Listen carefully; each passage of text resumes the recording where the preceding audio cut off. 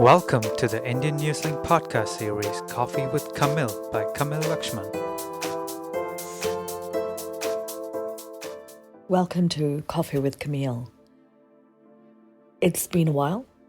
I have taken the opportunity to try and understand life, existence. It's been a tough one because sometimes you wake up in the morning and then the day goes by, and then you wake up the next day and the days go by, and it just goes on. It's like a routine. And sometimes I do wonder, I have often wondered, what's the point of it? But as life has gone by, as I have continued to exist on this planet, it has become increasingly clear to me that the purpose has to be something more. It can't be that going to sleep, spending the day whichever way you want, going to sleep and sort of doing the same old thing over and over again. And in between, there's some enjoyment, there's the best way to put that is there's trials and tribulations of all kinds thrown one's way. And you produce children or not, hold a job or not, study or not, make money or not. It just goes on. It's just variations of different types. Some more, some less. So what is the point of it? I have often wondered. I'm going to touch on something which is potentially controversial, and some people may not take too kindly to what I'm going to say. But I just would like you to have an open mind.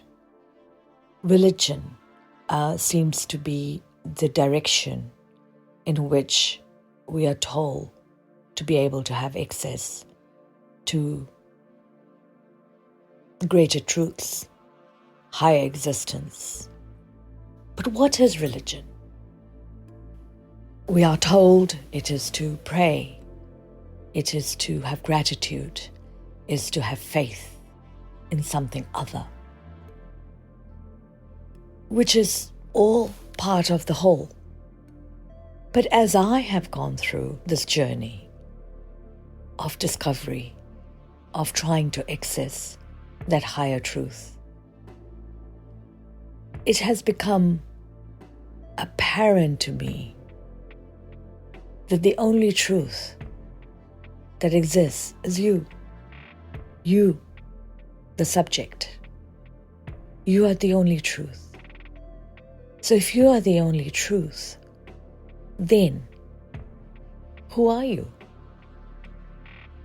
Often it is usually coined as, who am I?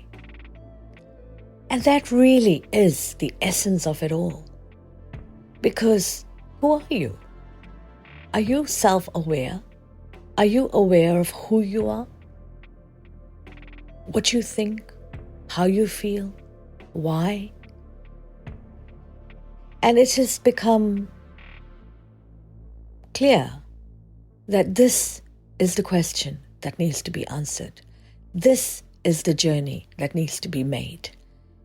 And this is the pathway and access to everything that is to be known. How do we do that? Do we take clutches from somebody? Is there a pillar of support? Are there beings out there that have more knowledge and therefore can provide the access? All of the above, I say. All of the above. But whatever access or help you take, whatever pathway you follow, whatever religion you follow, at the end of it all is that goal or the natural progression that you get to know yourself. Self-awareness. Once the journey of self-awareness occurs, the rest is history. Because that journey of self-awareness about who am I appears to be what opens the doors to higher knowledge, higher truth. Otherwise, it just remains in the periphery for the taking, but not accessible. So let's become self-aware. Let's question ourselves. Let's question our motives. Let's question who we really are. Let's be honest to ourselves. Because we want to live a fruitful and a full life and do and use this life for the purpose it seems to be made for, which is to find yourself, which is to find yourself like Buddha did.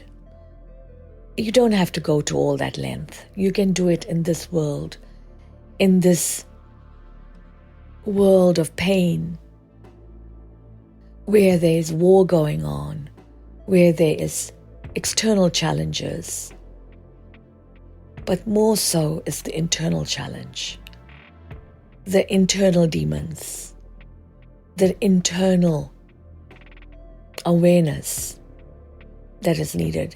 And sometimes when you say that to somebody, they have no idea what you're talking about. Internal awareness? What's that? Well, if we can silence the mind, and that requires less external interferences, less engagement with the noise out there, the things that take you away from this journey.